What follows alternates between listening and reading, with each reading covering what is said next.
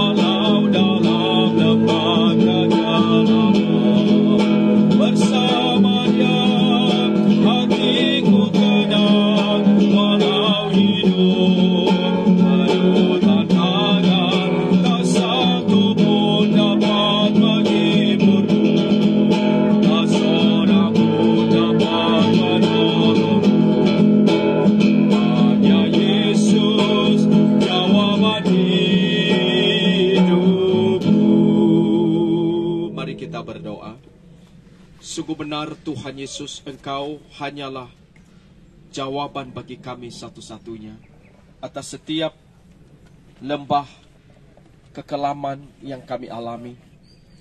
Di dalam kedukaan seperti saat ini atas kepergian orang yang sangat dikasihi, papa tercinta, kungkung tercinta, mertua terkasih, suami yang sangat dicintai, dari keluarga yang ditinggalkan, yang hari ini ada di sini. Ya Tuhan, kami doakan kiranya Engkau yang tolong mereka. Karena hari ini hari terakhir kami bersama almarhum Bapak Lee Bison. yang telah meninggalkan kami dari hari Jumat kemarin, di mana hari ini juga akan dimakamkan dia di tempat ini, di dalam peristirahatan yang terakhir ini.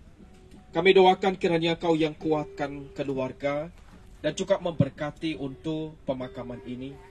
Dan kami yakin Tuhan, karena Engkau yang telah memanggilnya, kami juga yakin Engkau yang akan menggembalakan dia selamanya. Kami doakan kiranya Tuhan berkati untuk acara ibadah pemakaman ini. Kami mohon Tuhan sendiri bekerja di dalam hati kami dan di tengah-tengah kami. Kami serahkan di dalam nama Yesus, Gembala kami yang baik. Amin.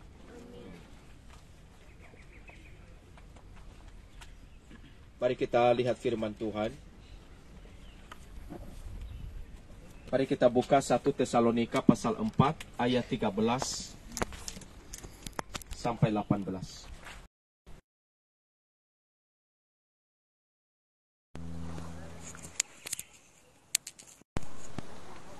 1 Tesalonika pasal 4 ayat 13 sampai 18. Saya akan bacakan ayat firman Tuhan ini. Selanjutnya, kami tidak mau saudara-saudara bahwa kamu tidak mengetahui tentang mereka yang meninggal, supaya kamu jangan berduka cita seperti orang-orang lain yang tidak mempunyai pengharapan. Karena jikalau kita percaya bahwa Yesus telah mati dan telah bangkit, maka kita percaya juga bahwa mereka yang telah meninggal dalam Yesus akan dikumpulkan Allah bersama-sama dengan Dia. Ini kami katakan kepadamu dengan firman Tuhan, kita yang hidup, yang masih tinggal sampai kedatangan Tuhan, sekali-kali tidak akan mendahului mereka yang telah meninggal, sebab pada waktu tanda diberi, yaitu pada waktu penghulu malaikat berseru dan sangkakala Allah berbunyi, maka Tuhan sendiri akan turun dari sorga dan mereka yang mati dalam Kristus akan lebih dahulu bangkit. Sesudah itu kita yang hidup, yang masih tinggal akan diangkat bersama-sama dengan mereka dalam awan menyongsong Tuhan di angkasa. Demikianlah kita akan selama-lamanya bersama-sama dengan Tuhan. Karena itu hiburkanlah seorang akan yang lain dengan perkataan-perkataan ini.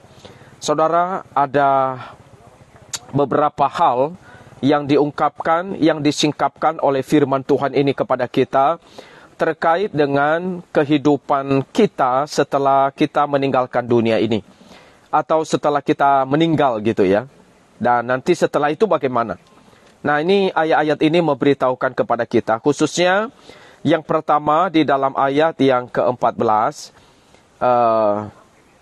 Di sini dikatakan, karena jikalau kita percaya bahwa Yesus telah mati dan telah bangkit, maka kita percaya juga bahwa mereka yang telah meninggal dalam Yesus akan dikumpulkan Allah bersama-sama dengan Dia. Jadi yang pertama yaitu adalah bahwa yang meninggal itu akan dikumpulkan Allah bersama-sama dengan Dia. Ini adalah satu poin pemahaman yang perlu kita pegang di dalam iman kita sebagai orang percaya, yaitu adalah kalau orang sudah meninggal di dalam Tuhan, maka ayat ini mengatakan, firman Tuhan ini mengatakan, mereka yang meninggal dalam Tuhan itu dikumpulkan Allah bersama-sama dengan Dia. Jadi di mana orang meninggal di dalam Tuhan itu berada setelah dia mati, seperti almarhum Bapak Libisen ini. Nah, firman Tuhan ini katakan dia dikumpulkan Allah bersama dengan Dia, saudara. Nah, sehingga kita itu diberikan satu semangat ya, supaya kita jangan berduka cita seperti orang yang tidak mempunyai pengharapan. Kenapa? Karena orang yang meninggal itu dikumpulkan Allah bersama dengan Dia. Jadi alasannya kenapa kita nggak boleh bersuka cita, nggak berduka cita terus menerus, ya karena ini alasannya. Karena memang orang yang kita kasihi itu berada bersama Tuhan. Nah, saudara, tentunya kita yang masih hidup sangat sedih ya, karena kehilangan orang yang kita kasihi itu bukan hal yang gampang ya. Kalau mau disuruh dipilih, mungkin kita masih akan tetap mau bersama dengan orang yang meninggalkan kita, yang kita kasihi itu. Kalau bisa terus menerus. Tapi memang realitanya kematian itu sesuatu yang nggak bisa dihindarkan. Seperti tadi itu diseringkan, ada waktu lahir, ada waktu meninggal. Ya, ada waktu di mana kita senang, ada waktu di mana kita berduka cita. Ini satu bagian daripada kehidupan manusia. Tetapi meskipun kita alami yang demikian, selalu Tuhan menyediakan penghiburan besar. Satu sukacita, satu pengharapan, dan supaya kita dalam kehidupan ini boleh terus menjalani satu hidup yang penuh dengan pengharapan begitu ya. Jadi kita mengingat, meskipun ini hari terakhir kita melihat almarhum, kita melihat petinya, kita udah gak bisa melihat dia lagi. Tapi kita melihat dia ada di sini. Fisiknya, tubuhnya masih bersama kita. Tetapi saudara, meskipun ini hari terakhir bersama dengan dia, dan seterusnya dia akan tinggal di sini, tetapi firman Tuhan katakan, orang yang kita kasihi dikumpulkan bersama dengan Allah. Itu yang pertama. Yang kedua yang kita lihat di sini, yaitu adalah, ini satu penghiburan yang sangat besar juga. Khususnya di dalam ayat yang ke-16, saya bacakan. Sebab pada waktu tanda diberi, yaitu pada waktu penghulu malaikat berseru, dan sangkakala Allah berbunyi, maka Tuhan sendiri akan turun dari surga. Dan mereka yang mati di dalam Kristus akan lebih dahulu bangkit. Nah, coba perhatikan ya, nanti pada saat kedatangan Tuhan yang kedua kali, yaitu adalah kita melihat satu lagi, bahwa orang yang mati, saudara, itu akan dibangkitkan kembali. Semua orang yang mati akan bangkit kembali. Tetapi tentunya saudara, dengan tubuh yang berbeda. Khususnya, bukan tubuh yang sekarang maksudnya ya. Mereka akan menggunakan tubuh kemuliaan. Dan khususnya orang yang kita kasihi, atau semua orang yang meninggal di dalam Tuhan khususnya, akan mendapat tubuh kemuliaan. Dan mereka dibangkitkan. Dan kemudian saudara, di dalam kebangkitan itu, mengenakan satu tubuh yang baru, dan mendapatkan istilahnya itu di dalam ayat yang selanjutnya itu nanti akan kemudian tinggal selama-lamanya bersama dengan Tuhan. Jadi ini sesuatu yang memang kita belum tahu ya nanti seperti apa begitu, karena kita belum sampai ke titik itu. Tuhan Yesus belum datang kedua kali. Tapi firman Tuhan itu sudah berbicara soal kebangkitan orang mati. Sudah cukup banyak ayat-ayatnya di dalam firman Tuhan. Salah satu yang kita baca ini.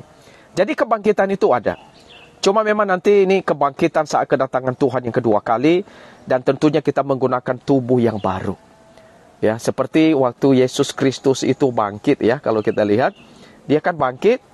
Tubuhnya itu kualitasnya udah berbeda ya. Tiba-tiba bisa nembus tembok, tiba-tiba muncul begitu ya. Nah, jadi ini tubuh kemuliaan. Dan tentunya setiap orang yang meninggal dalam Tuhan akan menggunakan tubuh kemuliaan itu, dan dia akan dibangkitkan kembali untuk hidup yang kekal, untuk menerima secara sempurna seluruh janji Allah digenapi dan akan mengalami. Dan tentunya bukan hanya dia, semua kita pun. Pada saat kita mati suatu saat, dan setelah Kristus datang, kita akan dibangkitkan kembali dengan tubuh yang baru.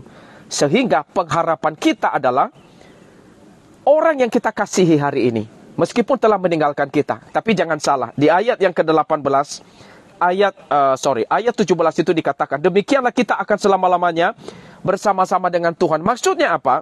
Yaitu adalah kita yang masih hidup saat ini pun, suatu saat kalau Kristus datang, ataupun suatu saat kita sudah mati, tapi semua kita yang percaya di dalam Tuhan, akan dikumpulkan Allah selama-lamanya bersama-sama dengan Dia.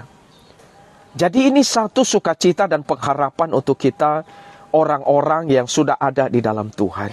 Sehingga sebenarnya sesuatu yang kita masih belum tahu ke depan, tapi Tuhan sudah beritahukan kita, sehingga kita punya satu pegangan kepastian dalam hidup, kemana kita ini nanti saat kita dipanggil oleh Tuhan, di mana kita pergi.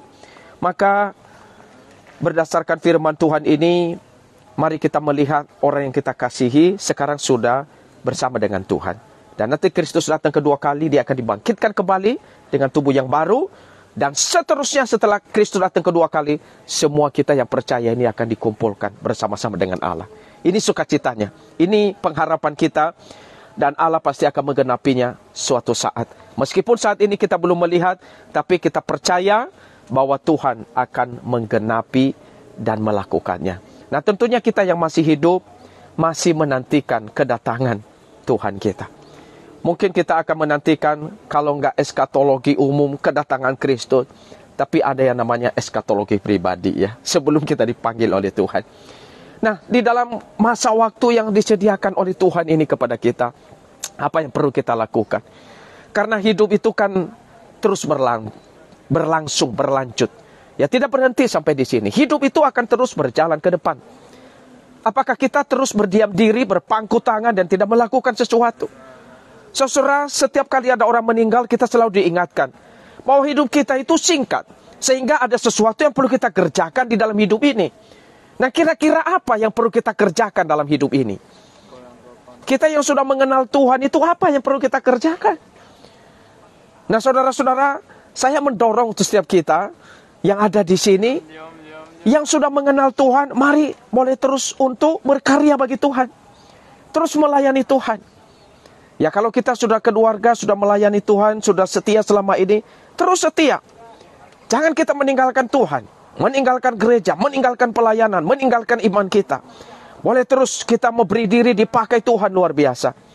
Nah, saya sangat bersyukur ya, karena meskipun almarhum Bapak Libisan ini telah meninggalkan kita, tetapi dia bisa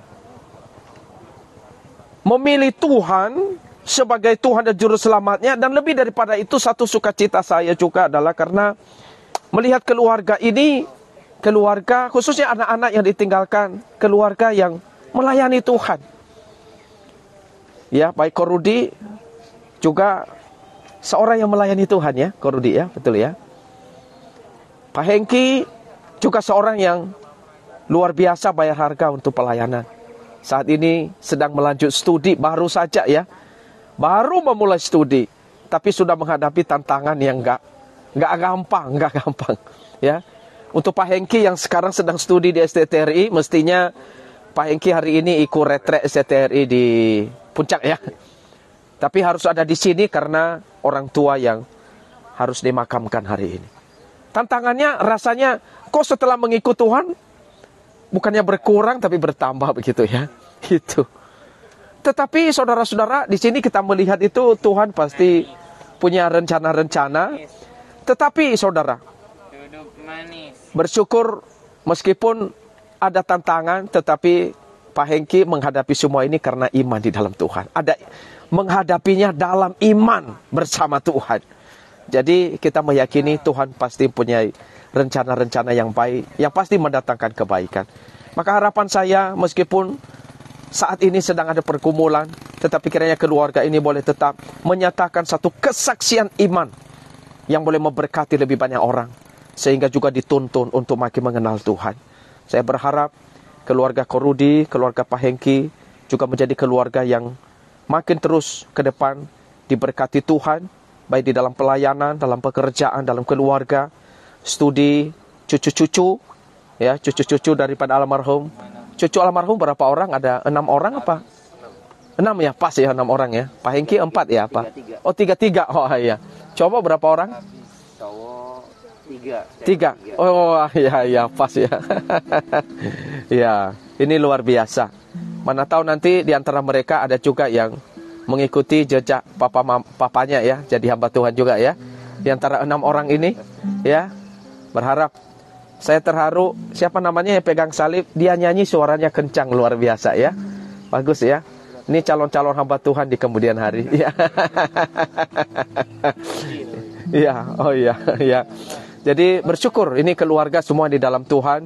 Dan tentunya kita berharap mungkin satu lagi yang kita doakan juga mama ya, supaya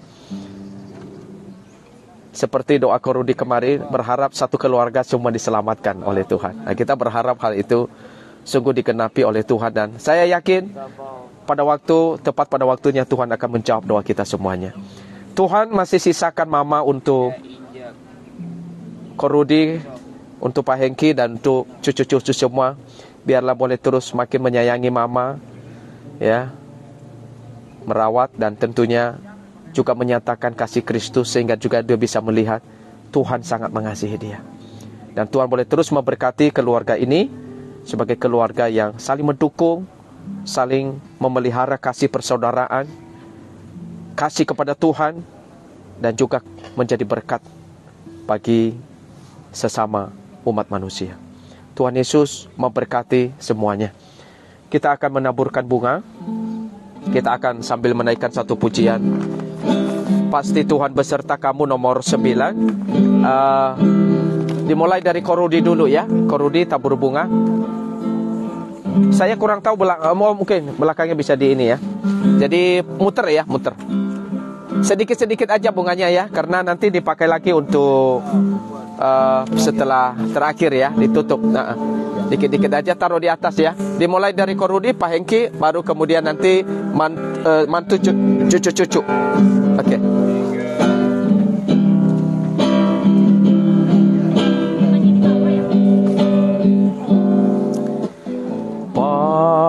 Pasti Tuhan beserta kamu, rahmat-Nya melindungkan kamu, jadi gembalamu,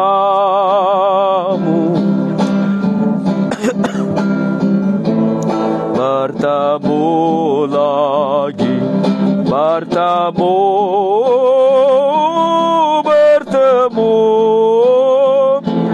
di hadapan Tuhanku, bertemu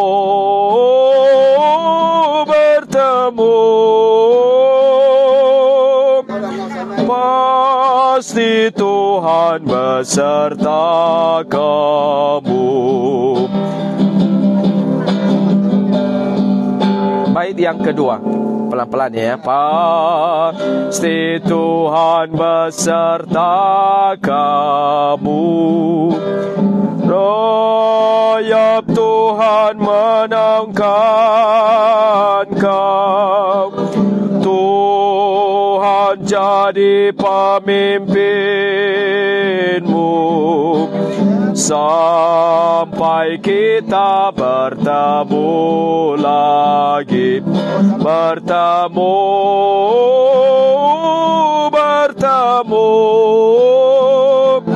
di hadapan Tuhanku, bertemu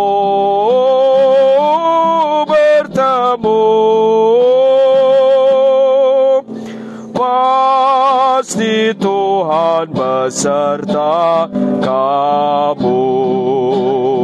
Bait yang ketiga,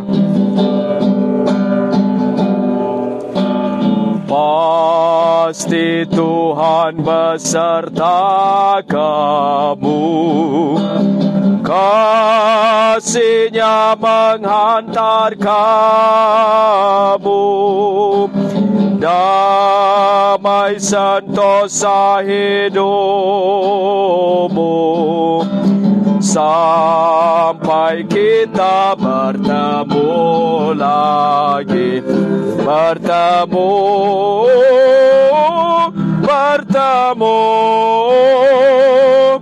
di hadapan Tuhanku, bertemu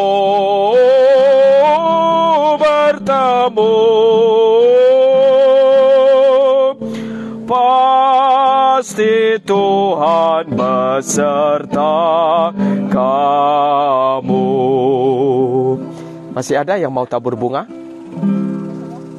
Sudah ya semuanya ya? Baik. Dari tanah kembali kepada tanah, dari debu kembali kepada debu. Tuhan yang memberi, Tuhan juga yang mengambil, dan terpujilah nama Tuhan kita. Mari kita berdiri bersama-sama. Mari kita berdoa. Bapa kami di dalam sorga, kami serahkan ke dalam tangan-Mu untuk tubuh almarhum Bapak Libisen yang hari ini kami makamkan di tempat ini. Ya Tuhan, kiranya Engkau yang memberkati di dalam pemakaman ini. Dan kami yakin sekarang dia ada di dalam tangan Tuhan, Maha Pencipta dan Maha Berdaulat.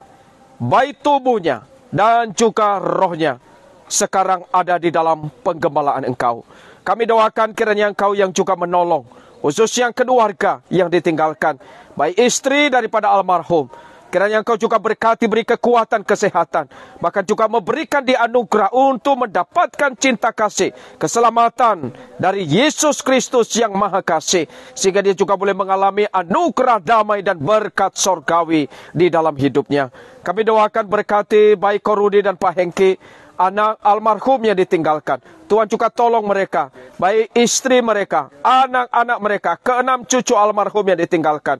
Tuhan juga boleh tolong keluarga ini, supaya mereka boleh menjadi keluarga yang terus saling mengasihi satu dengan yang lain. Juga mengasihi mama mereka, bahkan juga menjadi keluarga yang dipakai Tuhan di tengah-tengah dunia ini, untuk menjadi Allah di tangan Engkau, berkarya melayani Engkau. Berkati Korudi Tuhan di dalam pelayanannya, keluarganya, pekerjaannya. Tuhan yang terus tolong, bahkan juga Pak Hengki berkati dia, baik di dalam pelayanannya, di dalam studinya, di dalam kesibukannya. Tuhan juga tolong, baik juga anak-anaknya, semuanya berkati mereka satu persatu. Buat mereka boleh terus melakukan pekerjaan Tuhan yang lebih besar di tengah dunia ini. Dan pakai mereka lebih heran lagi. Dan kiranya Kau juga beri mereka penghiburan, damai dan sukacita di tengah kehilangan, kedukaan dan kepergian. Untuk seterusnya orang yang sangat mereka kasihi, meskipun ini adalah hari yang terakhir kami bersama dengan almarhum Bapak Libisan ini, tetapi kami yakin Engkau Allah yang Immanuel adalah Allah yang menyertai keluarga ini, yang tidak pernah meninggalkan mereka. Tuhan, terima kasih untuk anugerah-Mu dari ibadah penghiburan dari awal sampai saat ini. Tuhan sudah menolong, dan sebentar nanti kami akan berpisah dan mengakhiri semua ibadah ini. Maka kami berdoa kiranya berkat-Mu boleh turun atas kami. Mari kita arahkan hati kita kepada Tuhan, dan kiranya berkat dari Allah Tritunggal boleh turun menyertai kita sekalian. Tuhan memberkati engkau dan melindungi engkau. Tuhan menyinari engkau dengan wajah-Nya dan memberi engkau kasih karunia. Tuhan menghadapkan wajah-Nya kepadamu dan memberikan engkau damai sejahtera dari saat ini sampai selama-lamanya. Amin. Dipersilakan.